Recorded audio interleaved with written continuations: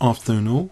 I thought we could continue the backfire series looking at a very classic high profile game this afternoon between Garry Kasparov and Anatoly Karpov, played in the World Championship match of 1985, which was held in Moscow. This was the 11th game of the match. Kasparov kicked off with d4.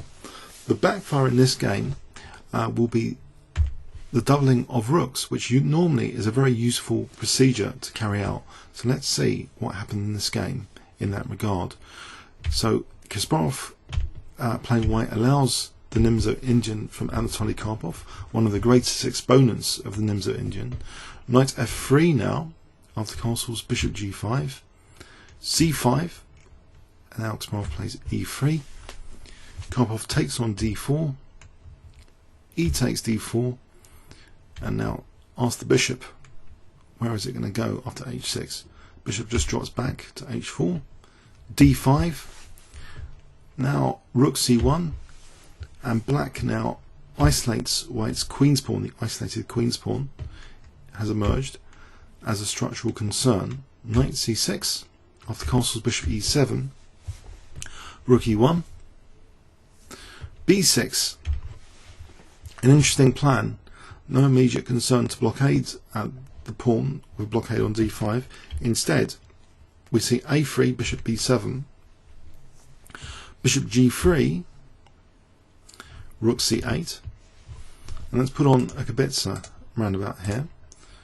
I'll just tell you white's slightly better from a management perspective in this position.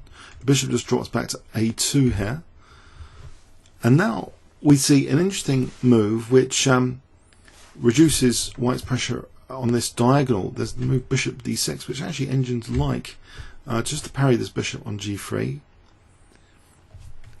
And Kasparov now dissolved his isolated queen's pawn. You could consider that's a little bit of a downside of playing bishop d6, but what else is there? With a3, this manoeuvre has been removed to blockade the pawn. How does black actually blockade d5? It's a bit of a tricky position. If rook e8, white can continue, perhaps with some pressure in various ways.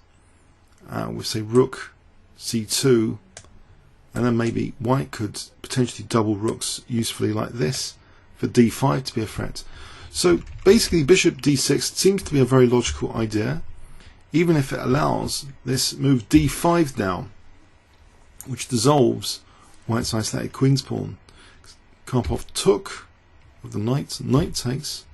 Now actually we see bishop takes g3. There's no useful intermediate check here with that knight on d5. As hg is played, e takes, bishop takes. So the centre's been wiped out. It's symmetrical pawn structure as well, if you look at this. So it seems as though there shouldn't be too much to concern either side. White does have a structural concern, possibly with these double pawns though. Queen f6 is played, and although that looks at b2, Kasparov looks at the c6 knight, tying down the queen. But here it's about equal. Rook fd8 is played, rook cd1 now, and okay, let's have a quick look at queen takes b2 in this position. It wasn't played. Queen takes b2. White has some compensation. It's quite subtle, but knight h4, for instance, and there's some serious threats emerging in this position, like bishop takes f7, which needs to be dealt with. So say queen f6, queen e4. White has compensation for the pawn. The pawn wasn't taken though in this position. Karpov just played now rook d7, which has the intention of doubling rooks, as evidenced by the game, and it would seem a very, very natural procedure you'd want to do in this position. There's no tactical way immediately of exploiting this. It doesn't seem to be any pitfalls at all.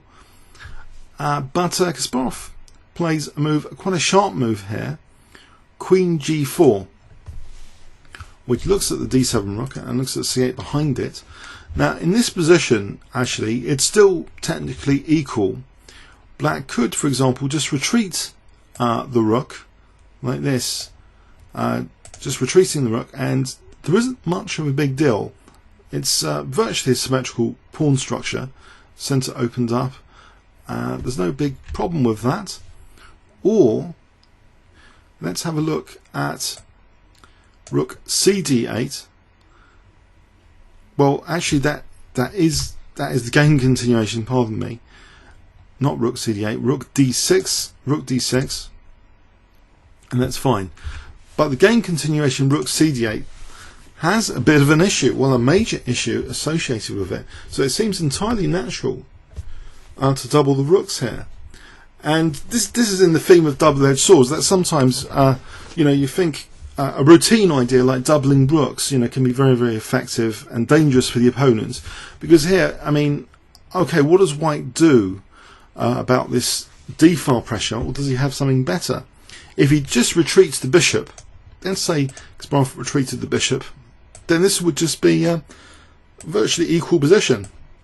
Black has the option of just getting rid of all the rooks.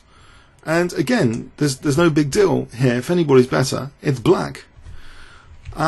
So white really doesn't want to do that. That wasn't really what he had in mind. So there is a very, very powerful move though that's played here, and I wonder if you would like to pause the video here and study this position, or you might want to use 10 seconds starting from now to try and find out the absolute best move for white. It's actually a really crushing move, believe it or not.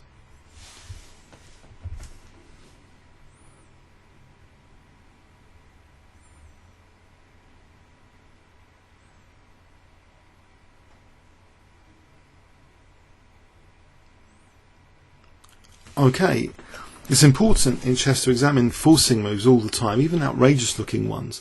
And here it turns out the outrageous looking forcing move, queen takes d7, is played. Black's compelled to take that. Rook takes d7 is played. And now we see check. The king goes to h7. And another check now, and this wins the rook on d7. And Karpov felt compelled to resign here.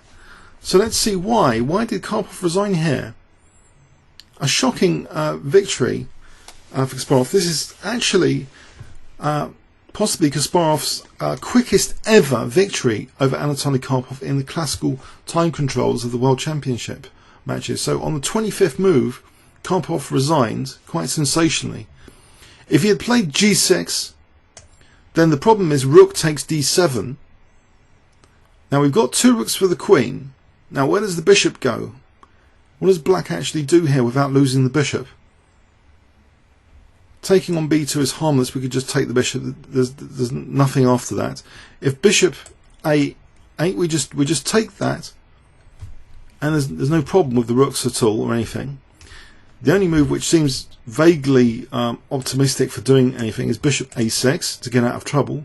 But here, white has a crushing move in this position. Can you spot what white could play here? If I give you 10 seconds starting from now.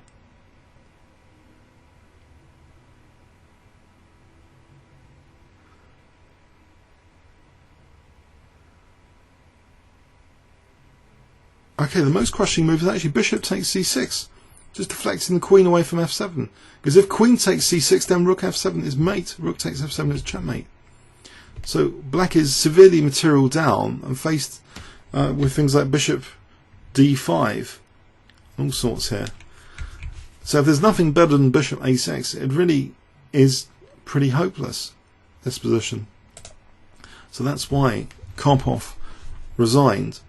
So one momentary slip there, just doubling the rooks.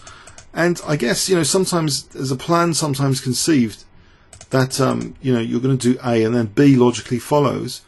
Well, not necessarily. Sometimes B is a major mistake, even though you've planned to do something like just a simple, very simple operation from a planning perspective of doubling rooks.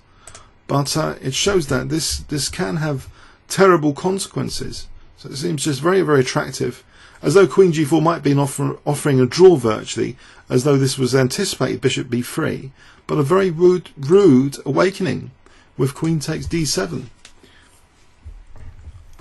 I hope you got something out of that. Comments or questions on YouTube. Thanks very much.